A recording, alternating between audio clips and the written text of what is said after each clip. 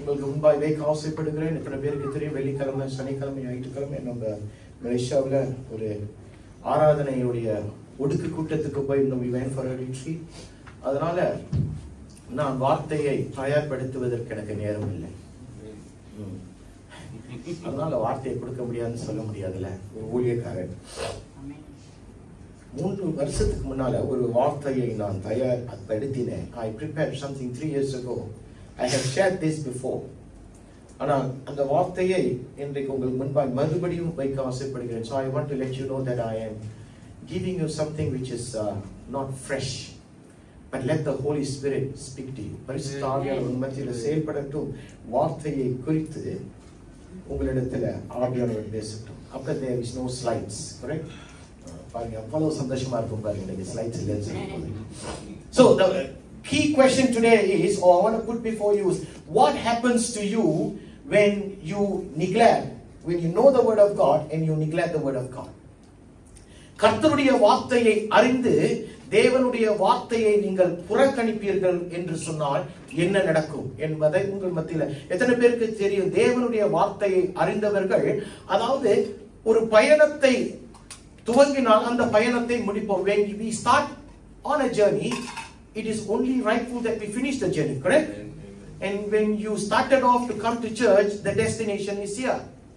நீங்கள் சபைக்கு இன்றைக்கு கிளம்பி காலையிலே கிளம்பி வந்தீங்க, இதோ சபைக்குள் வந்து விட்டீங்க. அப்படி என்றால் தேவனுடைய ராஜ்யத்தின் பிள்ளைகளாய் நாம் இந்த ஆவிக்குரிய பாதையை துவங்கினோம். We have started this journey and we are called to end in that journey. அப்படி என்றால் அப்படி போகிற பாதையில் சில நேரங்களில் தடைகள் வரும், சில நேரங்களில் உபத்திரவங்கள் வரும், சில நேரங்களில் பாடுகள் வரும். And that is where நானும் நீங்களும் முடிவு செய்யணும். Do you want to continue the journey or do you want to stop? இன்னைக்கு தேவனுடைய பிள்ளைகள் தேவனுடைய வார்த்தையை அறிந்திருக்கிறோம். ஆனால் அந்த வார்த்தையை அறிந்து அந்த வார்த்தைக்கு செவி கொடுக்காமல் புறக்கணிப்போம் என்று சொன்னால், the word புறக்கணிப்பது என்று சொன்னால் ஆங்கிலத்தில் you neglect the word of God. What will happen? What will happen? That's what we are going to see. அதை தான் பார்க்க போகிறோம். திருப்பிக் கொள்ளுங்க. நியாயாதிபதிகள் 17, Judges 17, 1வது வசனம். நியாயாதிபதிகள். எப்ராயிம் மலை தேசத்தினாகிய மீகா என்னும் பேருள்ள ஒரு மனுஷன் இருந்தான். அவன் தன் தாயை நோக்கி, உன்னிடத்தில் இருந்த 1100 வெள்ளி காசுக்கு களவு போயிற்று. அதை குறித்து என் காதுகள் கேட்க நீ சாபமிட்டாயே. அந்த பணம் இதோ என்னிடத்தில் இருக்கிறது, அதை எடுத்தவன் நான் தான் என்றான். அதற்கு அவன் தாய், என் மகனே, நீ கர்த்தரால் ஆசீர்வதிக்கப்படுவாய் என்றாள். அவன் அந்த 1100 வெள்ளி காசை தன் தாயினிடத்தில் திரும்ப கொடுத்தான். அவள் வெட்டப்பட்ட ஒரு சுரூபத்தையும் மார்பிக்கப்பட்ட ஒரு விக்கிரகத்தையும் உண்டு பண்ண, நான் என் கையில் இருந்த இந்த வெள்ளியை என் மகனுக்காக முற்றிலும் கர்த்தருக்கென்று நியமித்தேன். Okay, போதும். I have no time to do this in English, but I'll give you the glimpse of what I want to share with you. மோசேயின் நியாயப்பிரமாணத்து காலத்துக்கு பின்பு ஆண்டவர் நியாயாதிபதிகளை உருவாக்கினார் அல்லது ஸ்தாபித்தார். After the days of Moses, the judges came into play. And the judges were appointed by God. தேவனால் நியமிக்கப்பட்டவர்கள் நியாயாதிபதிகள். அந்த காலத்தில் பாவம் எப்படி இருந்துச்சுன்னா உச்சகட்டத்தில் இருந்துச்சாம், தாண்டவம் ஆடிட்டு இருந்துச்சு. எது? பாவம். பாவத்தின் பெருக்கம் அப்படியா இருந்தது. அந்நாட்களில் கர்த்தர் சிம்சோனியம், கிதியோன் என்று போடுகிற நியாயாதிபதிகளை அனுப்பினார். ஆனால் இந்த 17வது வசனத்துக்குள் வரும்போது, 17வது அதிகாரத்துக்குள் வரும்போது, when you come into the 17th chapter of the book of Judges, you will see what is the meaning of filthiness. சரி, filthy. அருவருப்பு, ரைட். பாவத்தின் உச்சகட்டத்தை பற்றி பேசினோம். அருவருக்கிற ஒரு காரியம் எப்படி என்று சொன்னால் இந்த 17வது அதிகாரத்தில் ஒரு சம்பவத்தை பார்க்கிறோம். இவனுடைய பெயர் என்ன? நம்முடைய கதாநாயகனுடைய பெயர் என்ன? மீகா. கதாநாயகனுடைய பெயர் என்னது? ஓகே, மீகாவுடைய அர்த்தம் என்ன தெரியுமா? தேவனை போல் யார் உண்டு? பேரை பார்த்தீங்களா? மீகா, the meaning of the word Micah means who is like God.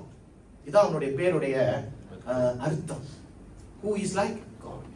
ஆனால் இப்ப கொஞ்ச நேரத்துல தெரியும், இந்த தேவனை போல யாருண்டு என்று சொல்ல பேருள்ள இவனுடைய வாழ்க்கை எவ்வளவு அருவருப்பாய் இருந்தது என்று நாம் பார்க்கிறோம். அதாவது இவனுடைய தாயார் பணக்காரி, ரைட்டுங்களா? தகப்பனை பத்தி there is no mention of a father, but there is a mention of mother, and the mother is a very prosperous, a very rich woman. And in those days, which days? Those days 1100 silver coins is equal to 110 years of wages. 110 ஆண்டுகள் உடைய சம்பளம் தான் 1100 வெள்ளி காசுகள். எத்தனை பேருக்கு புரிகிறது? புரியுதுங்களா? 1100 is correct. 1100 is 1100 silver coins. அந்நாட்களில் அது பெரிய பணம். அந்த பணத்துக்கு சொந்தக்காரி தான் இந்த தாயார். இந்த தாயார் வைத்திருந்த பணத்தை களவாளி எவனோ ஒருத்தன் திருடிட்டான். யாரோ ஒருத்தி திருடிட்டான். ஆனால் திருடனவன் யாரு என்று தாயாருக்கு தெரியாது. Now the mother did not know who is the thief, but 1100 silver coins has gone missing. Now அவ எப்படி சபித்தாள் என்று தெரியாது. There is no mention of how she cursed the thief, but the curse brought out the real culprit. அந்த சாபம் அவ்வளவு கொடுமையா இருந்திருக்க கூடும். அதனால அந்த கள்ளன் நான் தான் எடுத்தேன் என்று என்ன செய்யறான்? ஒத்துக்கொள்கிறான். கள்ளன் யாரு? மகன். மகன் தான் 1100 பொன் காசுகளை, வெள்ளி காசுகளை எடுத்து விட்டான். அவன் தாயார்ட்ட சொல்றா, என்ன சொல்லுகிற? 2வது வசனத்தை பாருங்களேன். அவன் தன் தாயை நோக்கி, உன்னிடத்தில் இருந்த 1100 வெள்ளி காசு களவு போயிற்று. அதை குறித்து என் காதுகள் கேட்க நீ சாபமிட்டாயே. என் காதுகள் கேட்க சாபமிட்டாயே. அந்த பணம் இதோ. யாரு? அந்த பணம் இதோ என்னிடத்தில் இருக்கிறது. என்னிடத்தில் இருக்கிறது. திருட யாரு? அதை எடுத்தவன் நான் தான். திருட யாரு? மகன். So the son is a thief and he has taken it. சரி, இப்ப எந்த காலகட்டத்தில் இருக்கிறோம்? Come on, talk to me. பழைய ஏற்பாடு. அப்படினா மோசே நியாயப்பிரமாணத்தில். We are in the times of the Mosaic laws. ரைட்டுங்களா? மோசே நியாயப்பிரமாணம். அப்படி என்றால் திருட்டு போயிட்டு ஒருத்தன் திருப்பி கொடுத்துட்டான், என்ன செய்யணும்? கிருபையின் காலம் அல்ல. It is a time of the laws of Moses. There is a thing that you are supposed to do. என்ன செய்யணும்னா, அவர்கள் டைம் இல்ல. லேவியராகமம் 6வது அதிகாரத்துல காணப்படுகிறது. அவன் திருடி விட்டான் என்று சொன்னால் அவன் தேவாலயத்துக்கு போகணும். ஆசாரியனை பார்த்து சொல்லணும், நான் திருடிட்டேன், நான் பலி செலுத்தணும். You have to offer a guilt offering in those days and goes to the temple and the gift is presented to the priest. அந்த ஆசாரியன் என்ன செய்வான்? அதை பலியிடுவான். ஆண்டவருக்கு பலியிட்ட பின்பு அவனை ஆசீர்வதித்து தொட்டு உன் பாவம் மன்னிக்கப்பட்டது என்று சொல்வான். We are living in those times. அப்படிதான் மோசே நியாயப்பிரமாணத்தின்படி அவர்கள் செய்யணும். 3வது வசனம் என்ன சொல்லுது? அவன் அந்த 1100 வெள்ளி காசை தன் தாயினிடத்தில் திரும்ப கொடுத்தான். அவள் கவனிங்க, வெட்டப்பட்ட ஒரு சுரூபத்தையும் வார்ப்பிக்கப்பட்ட ஒரு விக்கிரகத்தையும் உண்டு பண்ண நான் என் கையில் இருந்த இந்த வெள்ளியை என் மகனுக்காக முற்றிலும் கர்த்தருக்கென்று நியமித்தேன். Do it in English. அது படிக்கட்டும் தமிழ்ல. இப்போதும் இதை உனக்கு திரும்ப கொடுக்கிறேன் என்றார். பாருங்க, மோசே நியாயப்பிரமாணத்தின்படி அவன் மகனை கொண்டு போய் ஆசாரியன் இடத்துல ஒப்பு கொடுக்கணும். ஆசாரியன் அவனுக்கிட்ட இருந்து பலியை வாங்கணும், அவன் பாவத்தை. அப்பொழுதுதான் ஆண்டவர் மன்னிப்பார் என்று மோசே நியாயப்பிரமாணம் சொல்லுகிறது. இப்ப இவ என்ன சொல்றானா, Lord, son, I bless you. For what? For the death? I bless you அப்படின்றா. புரியலையே. சரி, blessing கொடுத்துட்டா தாய், ஏதோ அறியாமல செஞ்சிட்டா, பாவம் விட்டுறலாம். அதுக்கப்புறம் ஒரு காரியத்தை சொல்லுறான், I make for my son and to make, I solemnly consecrate my silver to the Lord for my son to make an image overlaid with silver. Oh my goodness. We are living in the times of Moses. பலி, அதாவது 10 கட்டளைகளில் என்ன செய்யக்கூடாது? இப்ப உச்ச கட்டத்தில் என்ன வார்த்தை சொன்னீங்க? filthy. அருவருப்பின் காலத்தில் இப்ப வாழ்ந்து கொண்டு இருக்கிறார்கள். இப்ப இவன் சொல்லுகிறான், நான் தான் திருடிட்டேன், சரி நீ ஆசாரியன்ட்ட போ என்றுதான் அவள் சொல்லணும். ஆனா சொல்றான், மகனை நான் அவனை ஆசீர்வதிக்கிறேன், நீ ஆசீர்வதிக்கிற அது பரவாயில்ல, இந்த நீ கொடுத்த அந்த 1100 வெள்ளி காசை எடுத்து நான் ஒரு சொருபத்தை உருவாய் அப்படின்றான். புரியுதா என்ன சொல்றேன்னு? இன்னொரு காரியம் ஒன்று இருக்கு. அந்த திருடன் அந்த காசுகளை கொடுக்கும் போது மோசே நியாயப்பிரமாணத்தின்படி 5 மடங்கு கூட கொடுக்கணும். 5 times you have to return back the money to the victim. அதுவும் நம்ம செய்யல. இன்னொரு காரியத்தை பார்ப்போம். 4வது வசனம். அவன் அந்த வெள்ளியை தன் தாய்க்கு திரும்ப கொடுத்தான். அப்பொழுது அவன் தாய் 200 வெள்ளி காசை எடுத்து, நல்லா கேளுங்க, 1100 வெள்ளி காசுகளை நான் ஆண்டவருக்கு என்று கொடுப்பேன் என்று முதல்ல சொல்லிட்டான். இப்ப திருப்பி படிமா அது 4வது. அவன் அந்த வெள்ளியை தன் தாய்க்கு திரும்ப கொடுத்தான். எத்தனை வெள்ளிய? 1100. இப்ப 4வது படி பாப்போம். அவன் அந்த வெள்ளியை தன் தாய்க்கு திரும்ப கொடுத்தான். அப்புறம் அப்பொழுது அவன் தாய் 200 வெள்ளி காசை எடுத்து தட்டான் கையில கொடுத்துட்டா. அவன் அதனாலே வெட்டப்பட்ட ஒரு சொரூபத்தையும் வார்ப்பிக்கப்பட்ட ஒரு விக்கிரகத்தையும் பண்ணினான். பாருங்க, இப்ப அவன் என்ன சொல்றான்? நான் 1100 வெள்ளி காசை நான் ஆண்டவருக்கு கொடுத்துறேன் அப்படின்னா, இப்ப தட்டான் கையில எவ்வளவு கொடுக்கறா? 200. எவ்வளவு கொடுக்கணும்? 1100. நீ தானே சொன்ன 1100 கொடுப்பேன்னு. அப்ப 1100 தானே நீ கொடுக்கணும். எத்தனை கொடுத்தா? 200. அப்ப மிச்சம் எவ்வளவு ஆச்சு? 900. என்ன கணக்கு தெரியலையோ? 900 என்ன செஞ்சிட்டா? அவ்வளவுதான். புரிஞ்சா? அதாவது இங்க பார்க்கும்போது என்ன நடக்குன்னு சொன்னா, ஒரு ஒழுங்குமுறையை போல அவள் செய்கிறதை நாம் பார்க்கிறோம். In brackets there is something like everything seems to be correct according to the law. எப்படி அவளை ஆசீர்வதிக்கிறா, காசு திருப்பி எடுத்துடுறா, ஓகே நீ நல்லா இரு அப்படின்றா. இன்னைக்கு அப்படித்தானே நம்ம செய்வோம். நான் எடுத்துட்டேன் மன்னிச்சிருங்க அப்படி சொன்னா பரவாயில்ல பாப்போம் போயிட்டு வா அப்படின்னுவோம். ஆனா அன்றைக்கு அப்படி முடியாது. என்னோட தேவன் அதை விரும்பக்கூடிய ஒரு காரியம் அல்ல.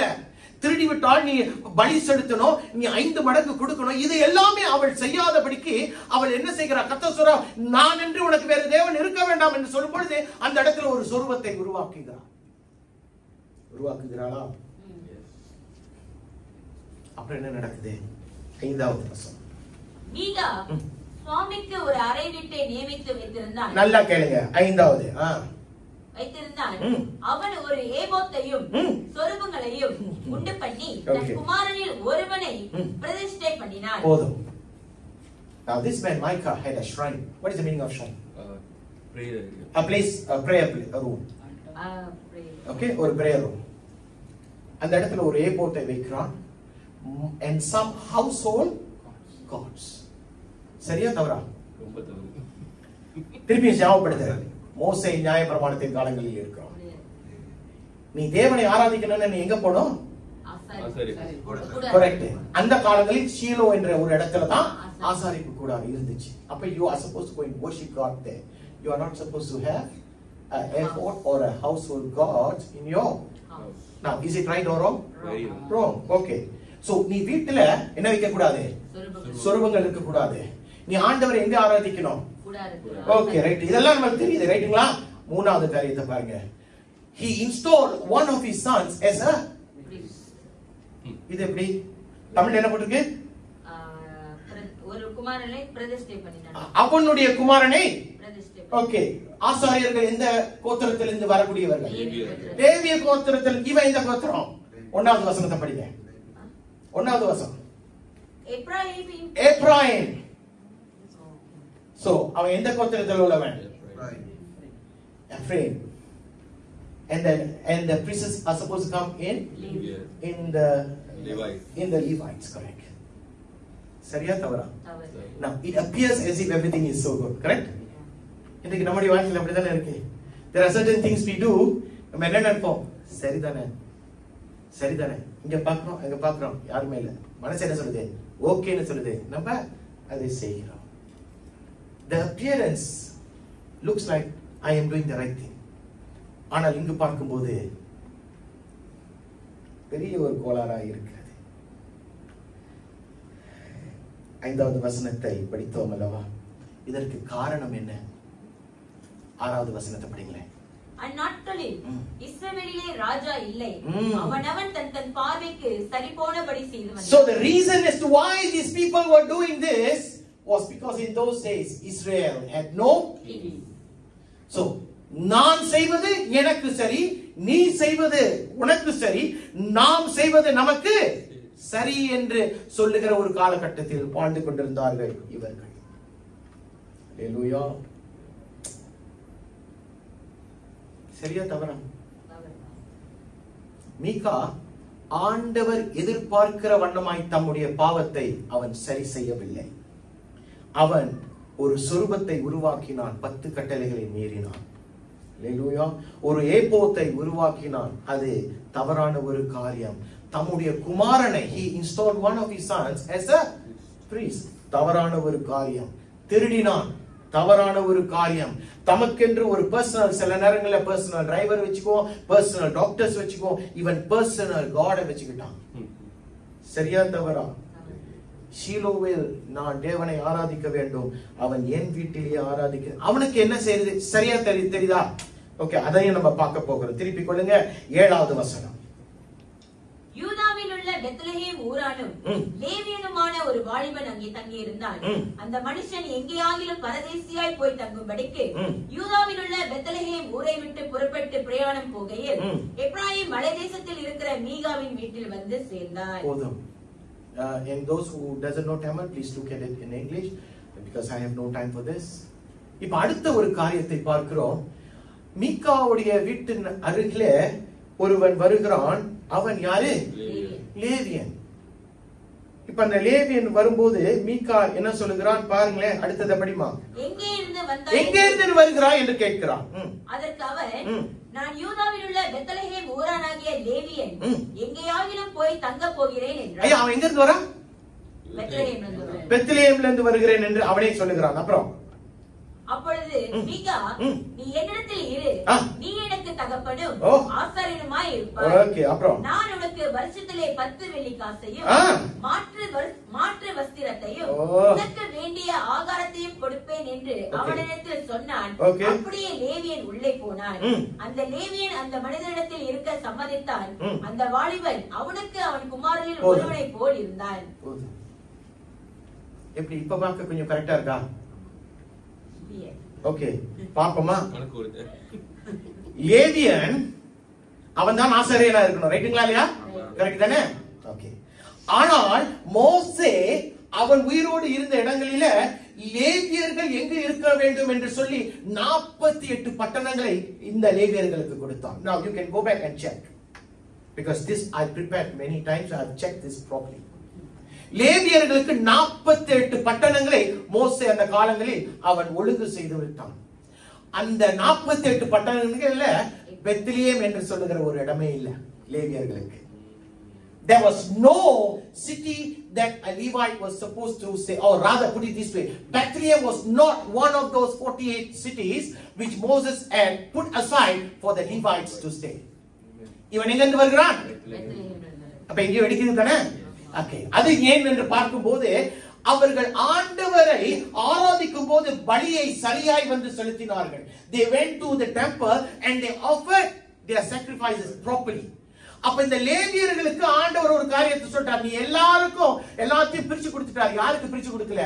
லேவியர்களுக்கு கர்த்தர் எதையுமே பிரித்து கொடுக்கல. ஏனென்றால் they were supposed to be working under the support system of the Israelites. இஸ்ரவேலர்கள் அவர்கள் தேவாலயத்தில் வந்து பலி செலுத்தும் போது அந்த பலிகளில் தான் அவர்கள் வயிற்றை அவர்கள் கழுவிக்கொள்ள வேண்டும். இது கர்த்தர் கட்டளையிட்ட ஒரு காரியம்.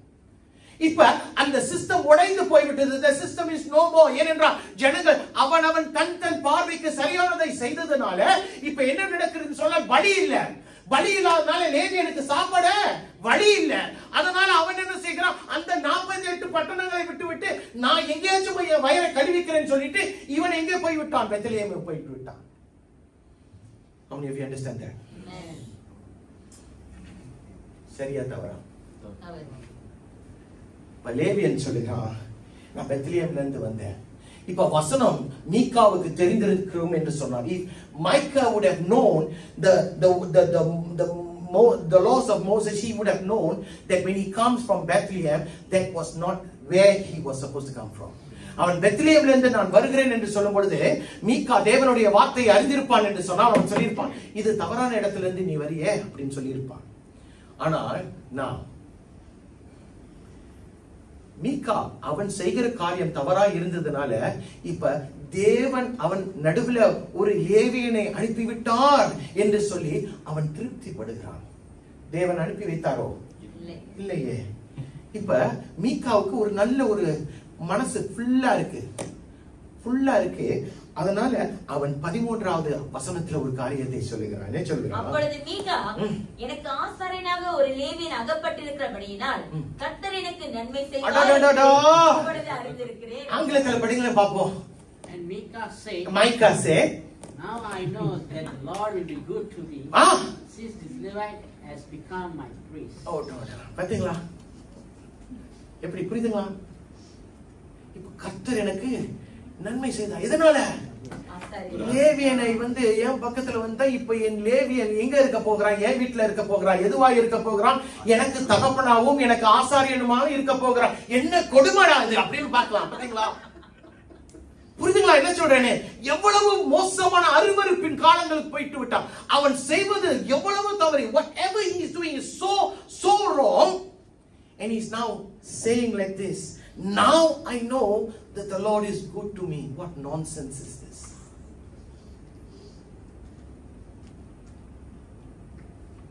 நம்முடைய வழிகளில் சில நேரங்களில் நம்ம கடந்து போகும்போது நாம் பிறர் பேச்சை கேட்க மாட்டோம்.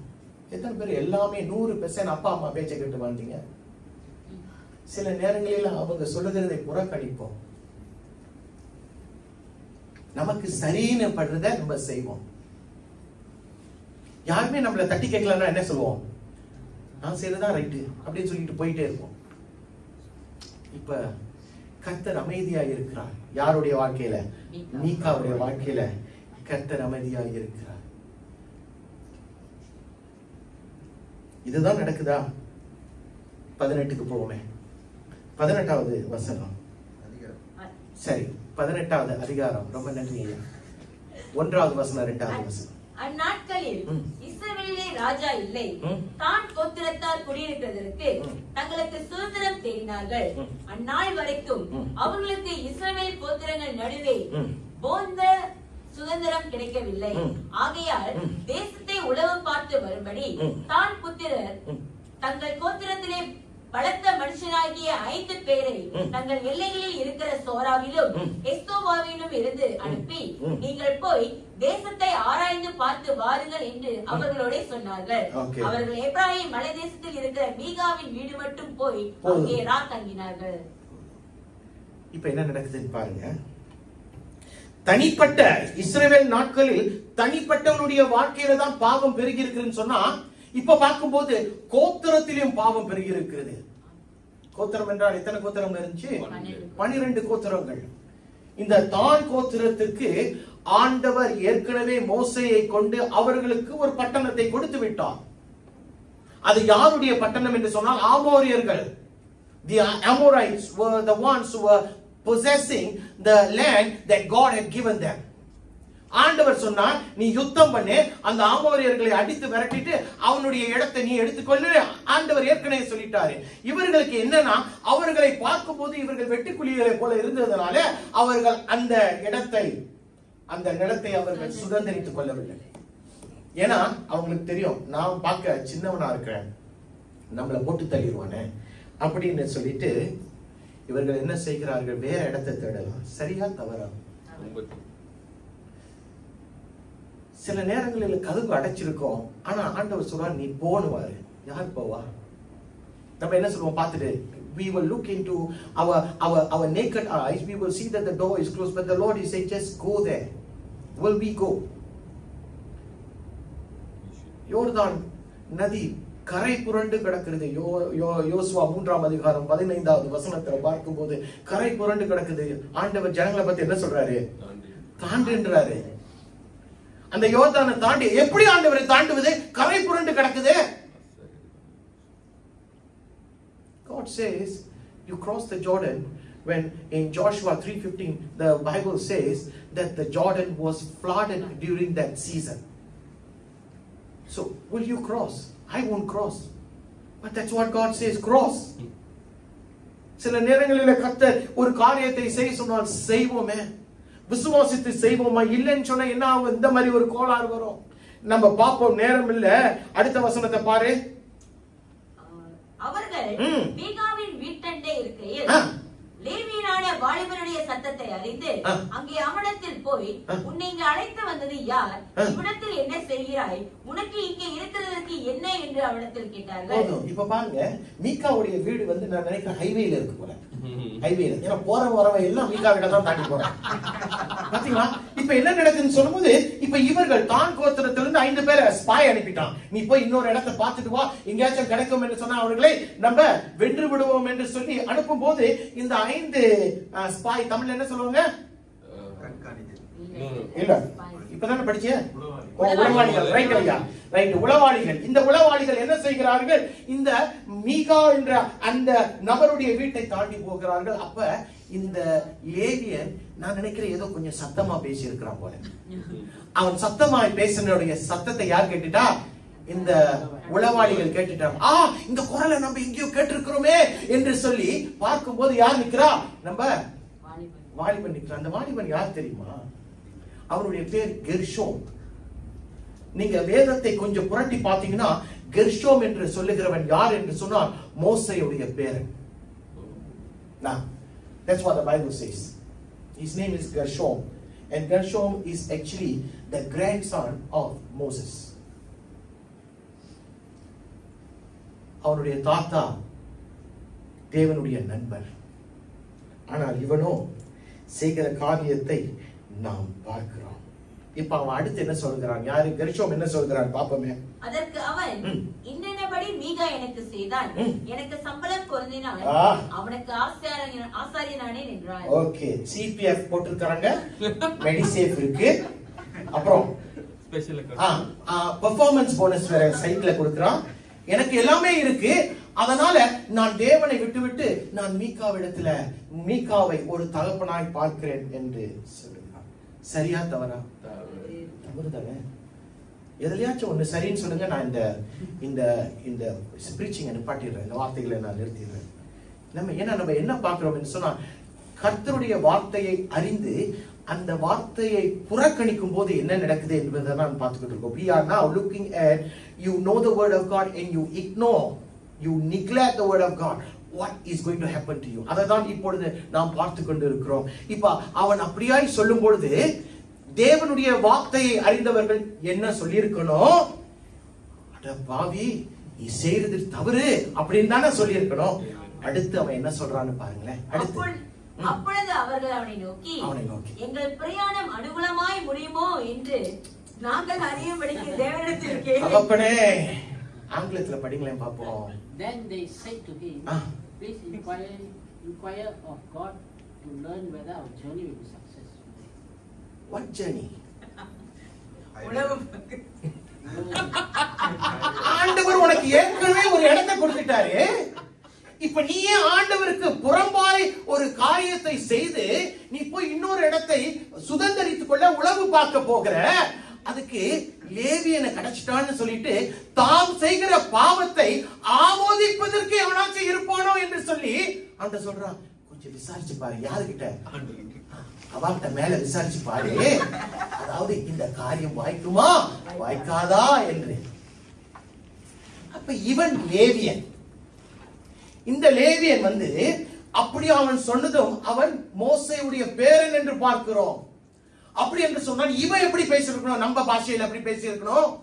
டேய், நீ செய்யறது தவறுடா, இது தவறு, ஆண்டவர் உனக்கு தான் ஏற்கனவே கொடுத்துட்டாரு, நீ இப்படி செய்யக்கூடாது, ஏனென்றால் கர்த்தர் கோபம் கொள்வார் என்றுதான் அவன் சொல்லியிருக்கணுமே.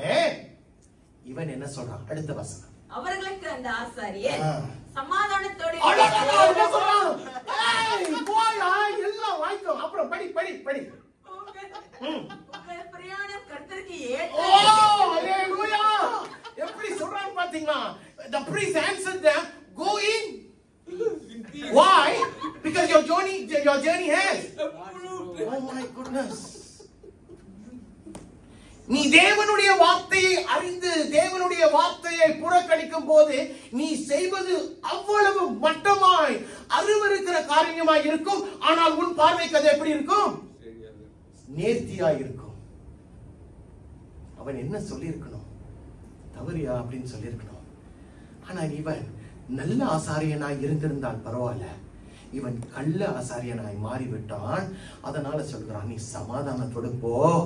எதுக்கு? உன்னுடைய பிரயாணத்துல கர்த்தருடைய கரம் இருக்கியா, நீ போயா அப்படின்னு சொல்லிவிட்டான்.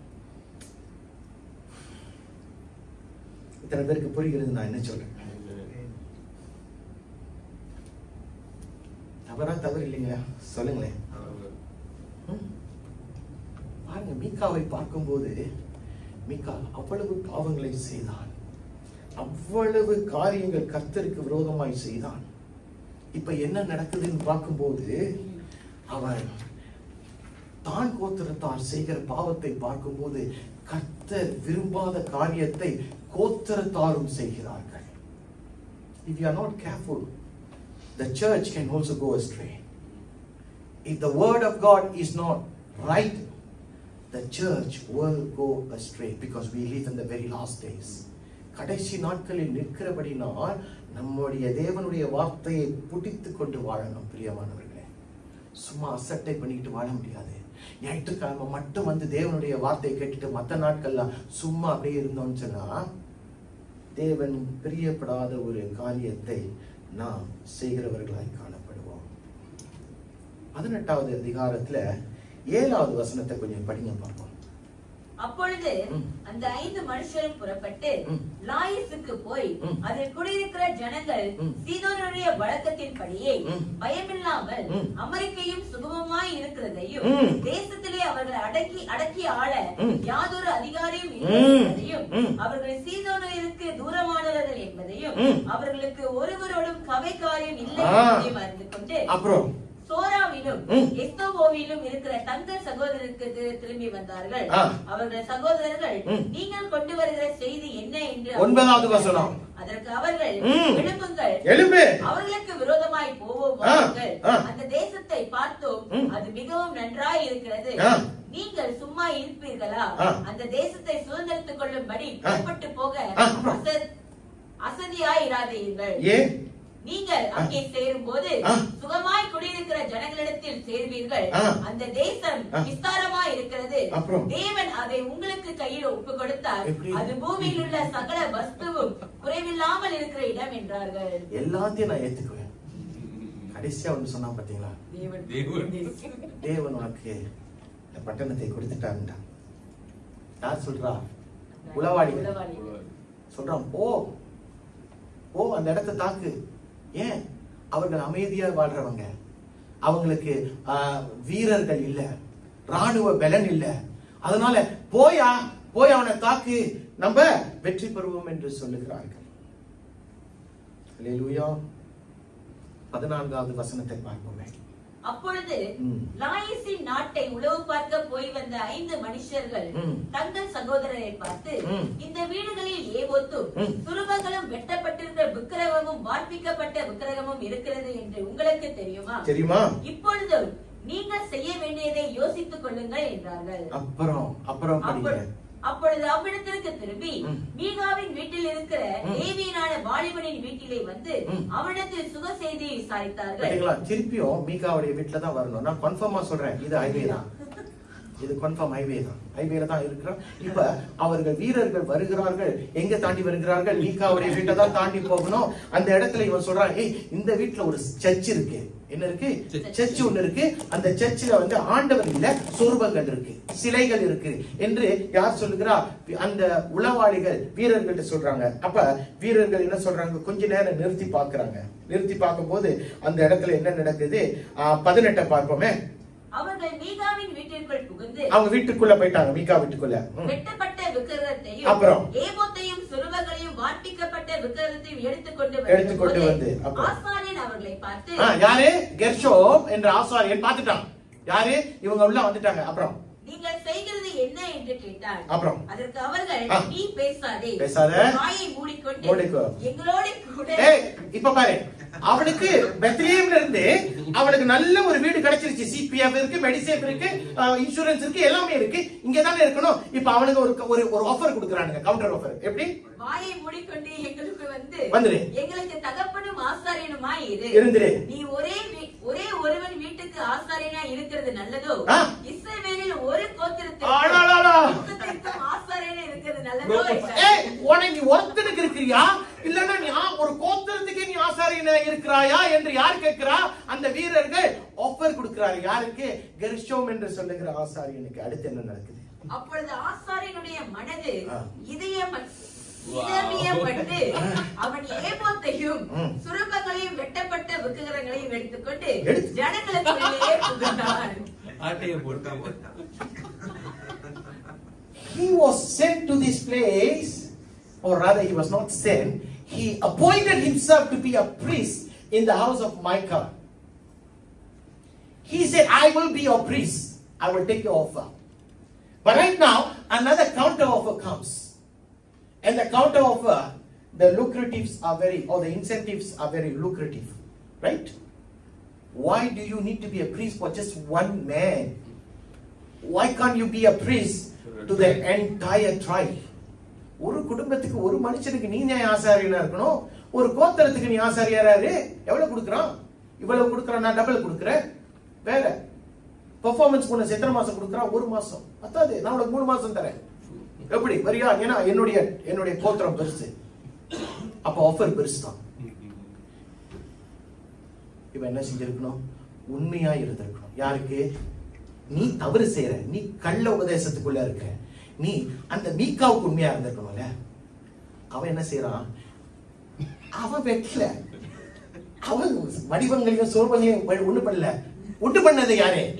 மீகா உண்டு பண்ணின சொரூபங்களை சுருட்டி கொண்டு யாரோடு போகிறான்? தான் கோத்திரத்தாரோடு அவன் போகிற பேக்கேஜ் பார்வோலா அப்படின்னு சொல்லிட்டு அவன் அந்த கோத்திரத்துக்குள்ள அவர்களோடு கூட போய் அவர்களுக்கு ஆசாரியனா இருக்க கடந்து போகிறான். புரியுதுங்களா என்ன சொல்றேன்?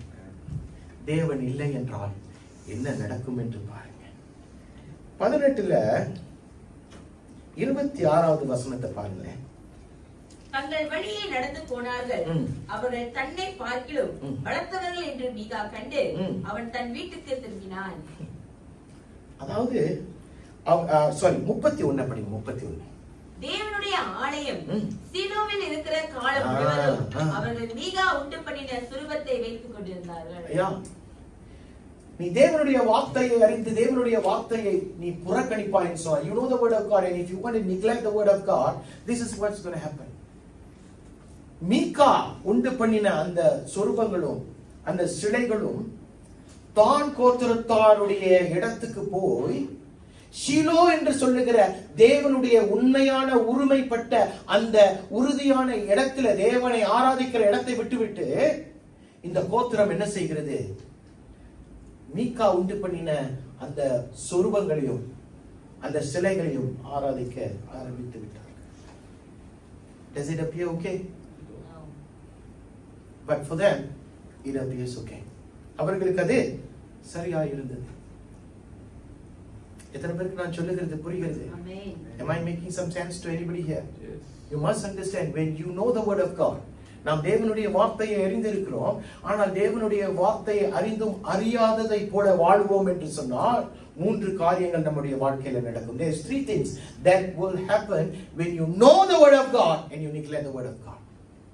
First thing is know the word of God, and if you know the word of God, you cannot neglect the word of God. முதல் காரியம், when you reject God's word, என்ன நடக்கும் என்று சொன்னால் நீ உண்மை என்ன பொய் எது என்று தெரியாமல் வாழ்வாய். When you don't obey the word of God, தேவனுடைய வார்த்தை கர்த்தர் உனக்கு கொடுத்திருக்கிறார், அந்த வார்த்தையை பெற்றுக்கொண்டு தெரியாததை போல அசட்டை பண்ணி புறக்கணிக்கிற ஒரு வாழ்க்கை வாழ்வாய் என்று சொன்னால் நன்மை என்ன தீமை என்ன உனக்கு தெரியாது, பாவம் என்ன பாவமற்ற காரியம் என்ன என்று உனக்கு தெரியாது, சரி என்ன தவறு என்ன என்று உனக்கு தெரியாது. How many of you understand that? When you neglect the word of God, you don't know what you are doing, and whether you are doing right or not, you wouldn't know because you have not have the word within you. தேவனுடைய வார்த்தை உனக்கு வந்திருக்கிறது, அந்த வார்த்தையை நீ வைத்துக் கொள்ளாதபடிக்கு அந்த வார்த்தையை புறக்கணித்து வார்த்தை இல்லாத ஒரு வாழ்க்கை வாழுவதனால உனக்கு தவறு எல்லாமே உனக்கு எப்படி தெரிகிறது? சரி என்று தெரிகிறது. சரியான காரியத்தை செய்கிறேன் என்று தெரிகிறது. நல்லா புரிந்து கொள்ளுங்கள். தேவனுடைய வார்த்தையை மீகா புறக்கணித்தான். மைக்கா actually he neglected the word of God, and that's why he did all those things that he did. சொருபங்களை வீட்டுக்குள் வைத்துக் கொண்டான். தம்முடைய மகன், அவனுடைய சொந்த மகனை ஆசாரியனாய் நியமிக்கிறான். இப்போ ஒரு லேவியன் வருகிறான். அந்த லேவியனை நீ எனக்காக நீ ஆசாரியனாய் இரு என்று சொல்லி பர்சனல் பிரிஸ்டர் அவன் வைத்துக் கொள்ளுகிறவனாய் காணப்படுகிறான். Now all this is wrong. Why? Because you know the word of God, but you neglect the word of God. தேவனுடைய வார்த்தை உனக்கு தெரியும், ஆனா தேவனுடைய வார்த்தை என்ன செய்கிறாய்? புறக்கணிக்கிறாய். Because you reject the word of God.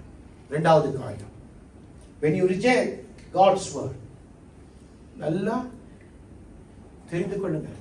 3 காரியங்களை தான் உங்களுக்கு முன்பாக வைக்க போகிறேன். நீ தேவனுடைய வார்த்தையை அறிந்து தேவனுடைய வார்த்தையை புறக்கணிப்பாய் என்று சொன்னால் சரி எது, தவறு எது, உண்மை எது, பொய் எது என்று உனக்கு தெரியாது. தேவனுடைய வார்த்தையை நீ புறக்கணிக்கும் போது இரண்டாவது காரியம், நீ ஆசீர்வாதத்தின் தோற்றத்தை பார்த்து ஏமாந்து விடுவாய். When you neglect the word of God, the appearance of success will look good to you. ஆசீர்வாதத்தின் தோற்றத்தை கண்டு நீ என்ன செய்வாய்? ஏமாற்றப்படுவாய். பாருங்க, மீகா அந்த வடிவங்களை செய்கிறான். ஒரு ஆசாரியனை அவன் வீட்டில் வைக்கிறான். அது தேவனுக்கு புறம்பான ஒரு காரியம், அப்படிதானே? ஆனால் எல்லாமே அவனுக்கு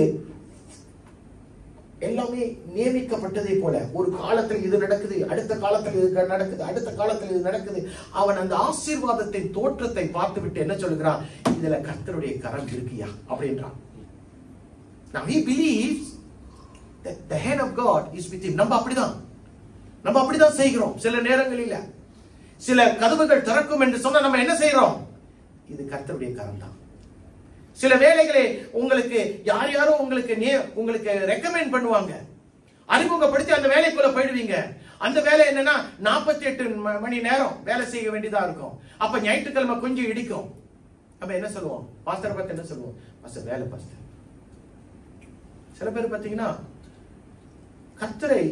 கர்த்தருடைய வார்த்தையை அறிந்து புறக்கணிக்கிறதுனால அந்த ஞாயிற்றுக்கிழமை அந்த ஓய்வு நாளை, now sometimes we neglect the word of God and sometimes we fail to understand that it is a sin to neglect the coming of together.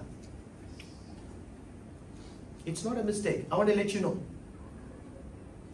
தேவனுடைய ஆலயத்துக்குள் நம்ம வராமல் இருப்பது அது தவறு கிடையாது, அது பாவம். வசனம் இப்படியாக இருக்கிறது. இன்றைக்கு நீ ஒரு ஆசீர்வாதத்தின் தோற்றத்தை பார்த்துவிட்டு இது கர்த்தர் தான் செய்கிறார் என்று ஒரு சில காரியங்களுக்குள்ள நீங்கள் கடந்து போயிருப்பீர்கள் என்று சொன்னால், in other words, if there is some openings in your life and you feel that there is God's hands into it and I want to go into it, and you fail to wait upon the Lord, தேவனுடைய சன்னிதானத்துல கொஞ்ச நேரம் அமர்ந்து, ஆண்டவரே இந்த வழி திறக்கப்படுகிறது, இது நீர் எனக்கு திறக்கிற வாழ்க்கை வழியா அல்லது இல்லையா என்று தேவனுடைய சமூகத்தில் உட்கார்ந்து கேட்டிருக்கிறோமா? That one moment that you fail to seek or inquire from God will deceive you. உன்னை ஏமாற்றிவிடும். ஏன்னா அந்த ஆசீர்வாதத்தின் தோற்றத்தை பார்த்துவிட்டு இது ஆண்டவர் தான் செய்கிறார் என்று நானும் நீங்கள் முடிவு செய்துகிறோம். காரணம் என்ன தெரியுமா? தேவனுடைய வார்த்தையை கேட்டு தேவனுடைய வார்த்தையை புறக்கணிக்கிறது நிமித்தம். You know the word of God, but you neglect, and because of that, the second thing happens. The appearance of success will deceive you. மூன்றாவது காரியம், தேவனுடைய வார்த்தையை அறிந்து தேவனுடைய வார்த்தையை புறக்கணிப்போம் என்று சொன்னார். பாவத்தின் வேரை உங்களால அறிந்து கொள்ள முடியாது. Now, when you know the word of God and you neglect the word of God, you will not be able to deal with the root of sin. பாவத்தின் வேர் புரியுதுங்களா என்ன சொல்ல வரேன்னு? சில நேரங்களில ஒரு மரத்தை நாம் பார்க்கிறோம், அது பட்டு போய் கிடக்குது. அதை எவ்வளையோ செய்து உதவி செய்து அந்த தோட்டக்காரன் எவ்வளையோ பிரயாசப்பட்டு எதையோ செய்து பார்க்கிறான், அது பட்டுதான் போயிடுச்சு. சும்மா அத மேல வெட்டுனா சில நேரங்களில் கீழே கொஞ்சம் உயிர் இருக்கும், வளர ஆரம்பிச்சிடும். அப்ப நம்ம என்ன செய்ய முடியும்? அதை வேரோட என்ன செய்யணும்? புடுங்கி எடுத்துடணும்.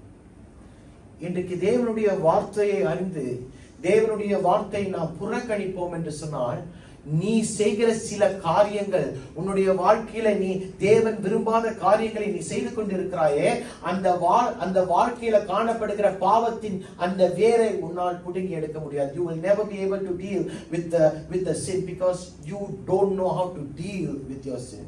Why? Because you still know the word of God, but yet you neglect the word of God. அவருடைய வார்த்தையை புறக்கணிப்பாய் என்று சொன்னால், நீ அந்த பாவத்தின் வேரை உன்னால அறிந்து கொள்ள முடியாது. இந்த காரணம், இதற்கு எல்லாத்துக்கும் காரணம் என்ன தெரியுமா? அந்த 17:6 வசனத்தை யாராச்சும் திருப்பி படிங்களேன். மீகா 17:6. அந்நாட்களில் இஸ்ரவேலிலே ராஜா இல்லை, அவனவன் தன் பார்வைக்கு சரிபோனபடி செய்து வந்தான். காரணம் என்ன தெரியுமா? உங்க வாழ்க்கையில you don't have a king. உங்க வாழ்க்கையில ஒரு ராஜா இல்லை என்று சொல்லும்போது, நான் I'm not talking literally. நமக்கு இந்த என் வாழ்க்கையை அல்லது இந்த தேசத்தை ஆடுவதற்கு ஒரு அதிகாரி தேவைதான். ஆனா உன்னுடைய வாழ்க்கையை நடத்துவதற்கு உனக்கு ஒரு ராஜா தேவை, ஒரு தேவன் தேவை. அந்த தேவன் ஒரு ராஜாவை உன் வாழ்க்கையில் இருக்க வேண்டும். அன்றைக்கு அவர்களுக்கு ராஜா இல்லை, அதனால அவன் செய்வது சரி என்று செய்தான். இன்றைக்கு உங்களுடைய வாழ்க்கையில தேவனை நீங்கள் ராஜாவாய் வைப்பீர்கள் என்று சொன்னால், உங்களுக்கு சரி என்ன தவறு என்ன என்று உங்களுக்கு தெரியும். ஆசீர்வாதத்தின் தோற்றத்தை பார்த்து நீங்கள் ஏமாந்து போய்விட மாட்டீர்கள். அது மட்டுமல்ல, நீங்கள் அந்த தேவனுடைய வார்த்தையை புறக்கணிக்காமல் இருப்பீர்கள் என்று சொன்னால், பாவம் அதை பார்த்த உடனே உங்களுக்கு தெரியும் இது பாவம். அந்த வேரை நீங்க பிடித்து எடுக்க வேண்டாம். Because you already know. You never neglected the word of God. So you will know இது தவறு என்று சொல்லி அந்த தவறை விட்டு விலகி நின்று விடுவோம். எத்தனை பேருக்கு நான் சொல்லுகிறது புரிகிறது? 3 காரியங்களை உங்களுக்கு முன்பாக வைத்தேன். When you know the word of God and you neglect the word of God, first thing, you cannot know your right from your wrong or your wrong from your right. That happens when you know the word of God and you neglect the word of God. Number 2, when you know the word of God and you neglect the word of God, you will be deceived by the appearance of success. ஆசீர்வாதத்தின் தோற்றத்தை பார்த்து நீங்கள் ஏமாந்து போய் விடுவீர்கள். எத்தனையோ பேர் ஏமாந்து போய் நிற்கிறாங்க. இன்றைக்கு ரட்சிப்பை இழந்து ஏமாந்து போய் நிற்கிறாங்க. அழிவை நோக்கி போய் கொண்டிருக்கிறார்கள். ஏனென்றால் உண்மையான ராஜா யார், உண்மையான தேவன் யார் என்று அறியாதபடிக்கு வாழ்ந்து கொண்டிருக்கிறார்கள். அவர்களில் சிலர் யாரு? நம்முடைய உற்றார் உறவினர்கள், நம்முடைய நண்பர்கள், நம்முடைய அப்பா, நம்முடைய அம்மா, நம்முடைய பிள்ளைகள், நம்முடைய பேர பிள்ளைகள், எத்தனையோ பேர் இருக்கலாம். சில நேரங்களில நாம் போகிற வழி சரியான வழி என்று சொல்லி தவறான வழியில் போய் கொண்டிருப்போம். 3வது காரியம், நீ தேவனுடைய வார்த்தையை புறக்கணிப்பாய் என்று சொன்னால், உனக்கு பாவத்தின் வேரை பிடுங்கி எடுக்க உனக்கு தெரியாது. You will never be able to deal with the root of sin. இன்னைக்கு தேவனுடைய வார்த்தையை அறிந்து அந்த வார்த்தையை புறக்கணிப்பாமல் இருப்போம் என்று சொன்னால், அதை பார்த்த உடனே, அந்த காரியத்தை பார்த்த உடனே அது பாவம் என்று நம்ம அறிந்து விடுவோம். You will be able to know it's sin. You don't have to deal with the root of it because அந்த மேலோட்டமாய் பார்க்கும்போதே நமக்கு தெரியும், ஐயோ தவறு, இது தவறு. நம்ம விலகி நின்று விடுவோம். ஏன் விலகி நிற்க மாட்டோம்? Some people walk on thin ice. Why? You neglect. Try பண்ணி தான் பார்ப்போம் அப்படின்றோம். மீகாவுடைய வாழ்க்கை ஆண்டவர் அமைதியாயிட்டார். அவர் பொங்கி எழும்பி இருப்பார் என்று சொன்னால் மீகா இல்லாமல் இருந்திருப்பான். கர்த்தர் அவனை தண்டித்து அழித்து போட்டிருப்பார். ஏனென்றால் அவன் செய்த ஒரு முட்டாள் காரியம். என்ன செய்தான்? அவன் வடிவங்களை உருவாக்கினான். அந்த வசனத்துல கடைசியா 31வது வசனத்துல 18ஆம் அதிகாரம் 31ல பார்க்கும் போது, அவன் உண்டு பண்ணின அந்த சொரூபங்களின் நிமித்தம் ஒரு கோத்திரமே அழிவுக்குள் போனது. They used the idol Micah had made and they started to worship that idol thinking that was God. Who started it? Micah started it. மிக ஆரம்பித்து வைத்த ஒரு காரியம், ஒரு கோத்திரத்தை கர்த்தரை விட்டு விலகி நாம் you have to be very careful. நாம் ஜாக்கிரதையா இருக்கணும். நம்முடைய காரியங்கள், அதாவது என்னுடைய சாட்சியை காத்துக்கொள்ளணும். பிறர் நம்மை பார்க்கும்போது ஆஹா இவன் தேவனுக்காக இவள் தேவனுக்காக வாழுகிறாள் என்று சொல்லணுமே ஒழிய உன்னுடைய நடத்தை, உன்னுடைய பேச்சு, உன்னுடைய பாவனையை நிமித்தம் ஒருவன் கர்த்தரை விட்டு விலகி போய்விடக் கூடாது. ஜாக்கிரதையா இருக்கணும். You need to be careful. இந்த வார்த்தைகளை உங்களுடைய இருதயங்களில வைத்து வையுங்கள். சங்கீதக்காரன் அப்படிதான் சொல்றான், I have kept thy word in my heart so that I will not sin against you. ஆண்டவரே, நான் பாவம் செய்யாதபடிக்கு உம்முடைய வார்த்தையை என் இருதயத்தில் வைத்து வைத்தேன் என்று சொல்கிறார். எத்தனை பேர் வைத்திருக்கிறீங்க தேவனுடைய வசனம்? எத்தனை பேர் இந்த வசனத்தை கேட்டு நான் இன்றைக்கிலிருந்து நான் என்னுடைய வாழ்க்கையை உம்முடைய கரத்தில் நான் ஒப்பு கொடுக்கிறேன் என்று சொல்ல முடியும்? பிரியமானவர்களே, எப்படி வேணாலும் வாழலாம் என்பது கிறிஸ்தவ வாழ்க்கை கிடையாது. How many of you understand that? கிறிஸ்தவ வாழ்க்கை, no, you must understand that you can live anyhow and you can say I'm a Christian. That's not how God operates in our lives. நீங்க அப்படிதான் Facebookல பார்க்கும்போது, TikTokல பார்க்கும்போது ஒரு ஆசாமி இப்படிதான் பேசிக்கிட்டு இருக்காங்க, ரைட்டுங்களா? அப்படியே இருக்க முடியாது பிரியமானவர்களே. ஏனென்றால் two things will happen in our lives. What is the first thing? மரணம். Death can come anytime. Second thing, ஆண்டவருடைய வருகை. இந்த ரெண்டு காரியமும் உன்னுடைய வாழ்க்கையில என்னுடைய வாழ்க்கையில நிச்சயம் நடக்கும். You can never run away. In this life that you are living right now, இந்த வாழ்க்கை நீ வாழ்ந்து கொண்டிருக்கிற வாழ்க்கையில உன்னுடைய வாழ்க்கையில் ரெண்டு காரியம் நிச்சயம். ஒண்ணு, மரணம் உன்னை சந்திக்கும். மரணம் உன்னை சந்திப்பதற்கு தாமதமாக இருக்கும் என்று சொன்னால் கர்த்தருடைய வருகை உன்னை சந்திக்கும். இது ரெண்டுமே நம்முடைய வாழ்க்கையில நிச்சயமாக நடக்கும். அதனால ஆயத்தமாயிரு, பிறரை ஆயத்தப்படுத்து.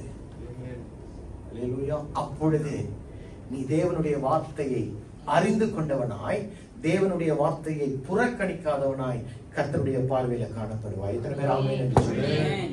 கர்த்தர் தாமே உங்களை ஆசீர்வதிக்கட்டும். கண்களை மூடுவோம். நல்ல தகப்பனே, இந்த நாளுக்காக நன்றி, இந்த வேளைக்காக நன்றி, உடைய கிருபைக்காக நன்றி. உடைய கிருபாசன தண்டையில வந்து உடைய வசனத்தை ஆண்டவரே எங்களுக்கு புடமிட்டீரே, அதற்காக நன்றி.